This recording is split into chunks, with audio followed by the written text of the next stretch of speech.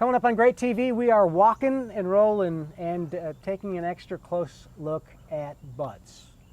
The Boston butt. How does it become the Boston butt, Bill? It's coming up here on Great TV.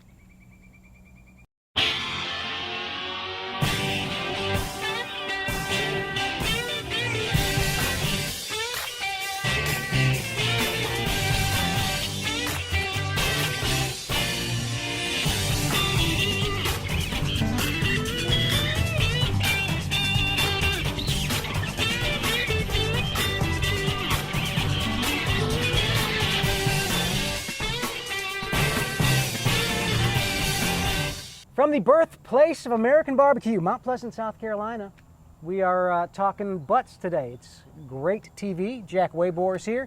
I'm Bill West. Jack is 3-time South Carolina state champion with barbecue. I'm with barbecuetricks.com.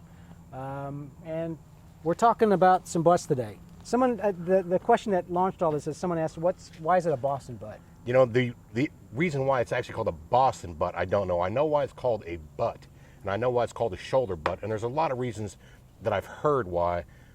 The only one that makes sense to me is that it's actually called the shoulder butt, and the Boston butt comes from, of course, the top of the shoulder. The shoulder is the Boston butt and the picnic ham together. That's the whole shoulder. So basically, the way I see it, the shoulder butt is the part of the shoulder that butts up against the picnic ham. That's why I call it a Boston butt, or I call it a shoulder butt. Boston, there's a lot of things going on, or a lot of words or lore going on about they used to pack the meat in containers, and the containers were called butts, and they were shipping into Boston, so somehow or another it became Boston butt. I don't know about the lore, I don't know what's true. I can tell you that in the butcher world we call this a shoulder butt, and that's really what it's all about. And that is one right there. Tell me about, because this is no bone in here. This is when we just pulled off the smoker here. Is this just where the bone would be? Or yeah, that's where the shoulder blade bone would be, right in there, Bill.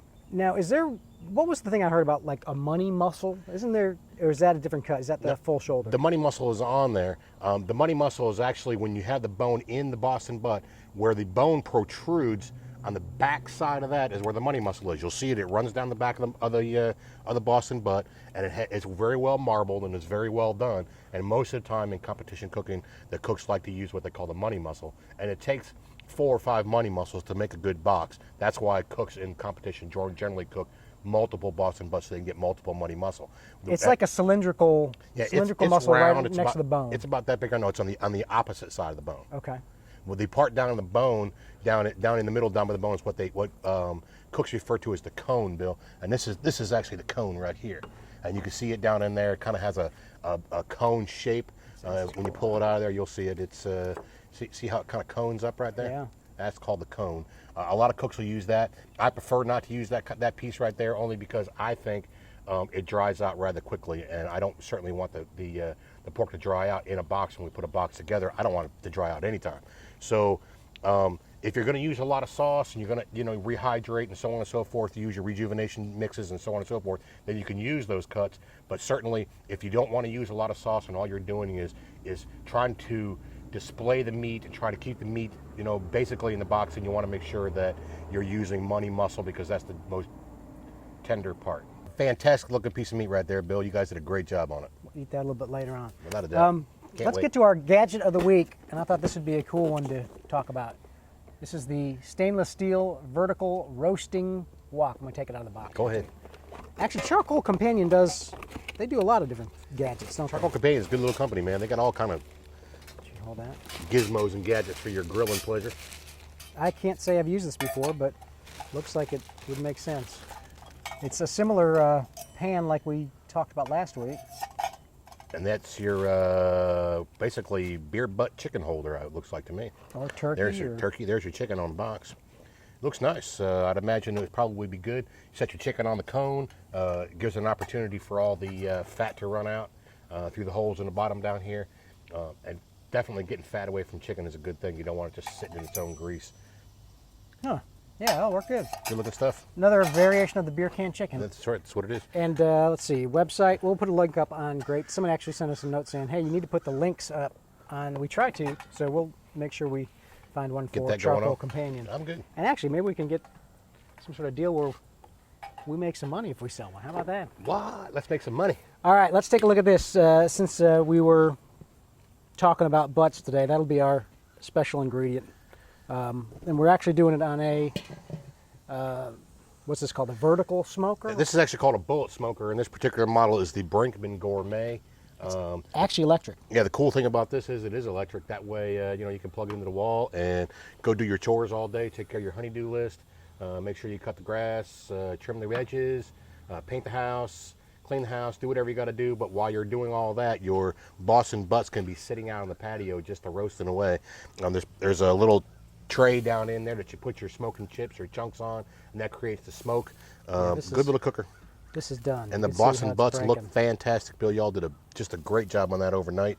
I know that you guys have been cooking away and cooking away and cooking away, and I'm happy to be here to sample the things that come out. The fruits of our labor. Yeah, you know it. And actually, you had a great suggestion. Even if you're cooking other stuff, Boston butts for the money is a good piece of meat to act as just kind of like filler, right? I mean, it's for dollar, it's a good price. Yeah, actually, Boston butt's probably the most forgiving piece of meat that you can cook on a grill. There's a ton of fat in it. You can roast them and roast them and roast them, and you really, really, really gotta, overdo it to overdo it. A Boston butt is generally done depending on how you like the consistency of the meat. We like to start checking them at about 185 degrees. We generally start getting them off of the cookers right around 190, somewhere in there. Sometimes they take a little more, sometimes they take it a little less. But when you stick your thermometer probe in there to see, of course, there's no real done temperature. A Boston butt is done when it's done. But when you stick your thermometer in there, or your probe or a fork, whatever you're using, if it goes in with very little resistance, then you're good. But you got to get your probe all the way down into the meat and make sure that it's done all the way down into the center. That way, when it comes off, it's pullable. Now, there's different stages of pullable, of course.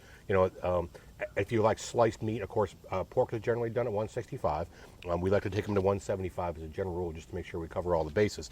At 175, a Boston butt will be sliceable, and it'll be a nice sliceable sandwich. Slice it thin, put it on a bun, you're ready to go. If you want to go to pullable, you got to go a little taller than that, get up around 190, 195. If it's, you put the probe in and it just gives you a little bit of fight, is it a time to put it aside and let it rest? Will it still come up a little bit more in temperature, or do you need to push through? It might come up a little bit more, but I'll tell you what, Bill, you're not going to hurt the meat by letting it go all the way through, because there's so much fat in the Boston butt. Just go ahead and take it to where you need it to be and be done with it. And how do you get the best bark and smoke ring? Bark is, you make sure you have a little bit of salt in your rub. That'll create a nice little smoke ring. Airplane going right over. You can't beat shooting outside on location. You got the planes rolling by and everything's good. Little salt in your rub.